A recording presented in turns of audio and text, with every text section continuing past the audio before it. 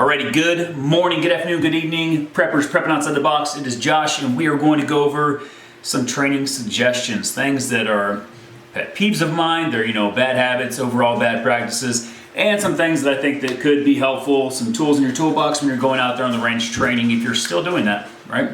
Hopefully you are, because like I say, shooting's perishable, at least the skill is. Anyways, so first we'll go over some bad practices, and the first one, just like the YouTube thumbnail shows you, would be chicken wing, right? So you're up, you've got your good position, right? You've got your cheek weld, you've got your shoulder pocket and all that kind of stuff, you've got your grip, but you do this, right? So for one, the obvious point is that you're making yourself a wider target, you're making yourself a larger object to be shot at, right? It doesn't do any good for you to put your arm out here when you're shooting. Keep that thing tucked inside, keep your position tight, it'll help with your grip and all the other stuff too, but it'll keep you from being some large obnoxious target for something to shoot at. So avoid that chicken wing, bring it down. If you ever catch yourself just raising that elbow up like it forgets what it's doing, tuck it back in and keep it strong, right? So go into the next one. So another little fun one would be dropping out of your workspace. And the workspace is right here.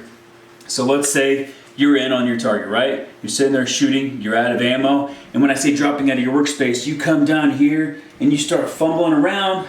Maybe you're not fumbling, maybe you're fast, but you're sitting there down here dropping in a magazine and then trying to get back on your target. Instead of being on your target, you're out, right?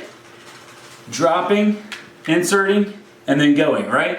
All this stuff done up here, you're keeping eyes downrange, you're seeing what's going on, you're not losing anything. So you're out, you're in workspace, you eject the magazine, you reinsert the magazine, and you keep going, right? And you go forward. So dropping out of workspace, keep it up in your workspace. It's a bad habit I think that people do, and it brings you out of the fight. Even though you're out of ammunition, it's a secondary thing that brings you out of the fight because now you're taking your eyes off what's going on. Another big one, and you see it in movies and all that kind of stuff, is overreaching entryways and windows and things like that. Whether you're going in or you're going out or looking out or whatever it is, what I'm talking about is the muzzle, the compensator, whatever, the barrel of your rifle or your handgun, whatever it is doorway and it's leading past, right? You're holding it by the window. You're doing whatever you're doing. You're about to go into a building and your barrel is leading you inside, right? So not only are you foreshadowing your position because your rifle or your pistol is leading you inside of it, giving the person that's on the inside the advantage of at least knowing you're coming, if not being able to grab and control your motion by grabbing and pulling you or pushing you or manipulating your weapon somehow when you don't want them to. So avoid that over penetration of entryways, whether it be windows or doorways. Keep your rifle in. There's a lot of things, there are short stocking and different things you can do, but I'm just trying to get you in your mind, if you're gonna go in, you don't slow in, you don't over penetrate windows when you're looking out of something, providing security and things like that. So watch that over penetration. All right, so short stocking. It's another little bad habit, and it's primarily for pump action, lever action firearms. And I'm talking about not completing the entire action, not going the full motion with the lever on your rifles and things like that. So that's the short and skinny of short stroking. However, I will add on to that.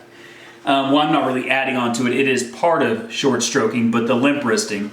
And by limp wristing, I'm talking about individuals that are having that basically like that weak wrist hold. So when they're firing, and they're doing this, right? They don't have that good firm stance. They don't have that good structure going out. So they limp wrist it. It comes out and all that force from that blowback, right? That charge of the weapon, the cycle of operations is pushing all that force and it's dissipating in your forearm, right? So limp wristing is another problem of, short stroking. But anyways, a lot of that's just saying, firm stance, firm grip, and then completing the action. So just keep an eye on it. Another big one would be seating the mag. My mag's full, not really gonna do it, but when you're out there, and you drop the magazine. Some people, I'll show you anyways. Some people will sit there and they follow it up, take it in, and then push it in, right? And what you want to do is when you come up is seat that magazine, right? You don't want to sit there and toy around with it. If you're going to reload, do it with a purpose and then come back in, okay? Don't slide in and press the magazine, push the magazine in and seat it. That way you can ensure that it's actually locked in place and you're not going to have some kind of a failure to feed or anything like that because you neglected the simple action of just giving it some violence of action, right? Some force when you're doing it. So that's just some bad things that, bad habits, bad practices, things to avoid, things to do to avoid bad habits, bad practices. But I want to get into some other ones that I think they'll be helpful, right? And I know I don't have my sling and my gear on right now, so it's not going to be a complete visual. So I apologize, but you know what? We've got a Christmas that's going on right now upstairs, and I have to go entertain them very soon. So the first one I want to talk about is transitions, right? So if you're sitting out here and for whatever reason, malfunction or whatever it is, but you have to have a gun in the fight and it's easier and faster to transition than to get the gun up first, right? So you're sitting there going, you're out of ammo. When you're releasing this hand, right, to go for your sidearm, at the same time you release, and then when you're heading down for it, take this support hand that you have and you're going to rotate the rifle, right? While it's on the sling and everything, you rotate the rifle and you drop it down so it's a controlled motion. The whole idea of it is some people will sit there and they'll have the rifle out and they'll just drop it and go for it. But if it's this controlled motion that drops it down, right? Rotates, drops it down as you're drawing and coming back up with your secondary, it's a more fluid motion. It keeps you from fumbling, keeps you from doing different things that could mess up your draw, right? So transitioning, rotate, drop as you're drawing, okay? I can do another video on that later on, doing the full motion. I'll put my kit on for you guys. If you want, just throw it in the comments. Any of these things I will play out for you with my gear on if it's helpful. But right now I'm just trying to get you to get these things in your mind. So another one, I've talked about it before, and it's orientating your mags. Actually, I talked about it in a GOAT, orientating like your pistol mags. Make sure, for one, that all your brass is aiming out towards your index finger, right? Towards where you're going to be drawing from. So when I'm placing this in here, in my little mag holder, every time I draw it, the brass is out, so it goes straight inside, and I'm not pulling it out backwards and then having to rotate it and mess with it, right? So the idea is that it's, for one, going to keep you from doing some kind of a fumbling around with your magazines and things like that, and for two, speed up your reloads, and then yada yada. It gives you some uniformity. If they're all the same way all the time, your reloads are going to be the same way all the time. If you have both hands in the fight. Also, same thing with your rifle mags. If they're in your gear and it's facing this way, they are all facing this way. If it's turned, they're all turned this way. And of course, brass to the grass, because then it's a loaded magazine, right? So, seating your mags, right? Or not seating your mags, orientating your mags, and that OCD part of it where it's uniform every time the same way. Just a helpful training toolbox tip, right? Just like the transition part. So another one, and I've talked about this before, but practice reloads from all your gear. So if you have reloads just from concealed, practice that. Put on your belt. If you have magazine pouches and things like that on your battle belt, if you have one, put that on and do some draws from that, just so you get the practice of drawing from all these different configurations that you have, right?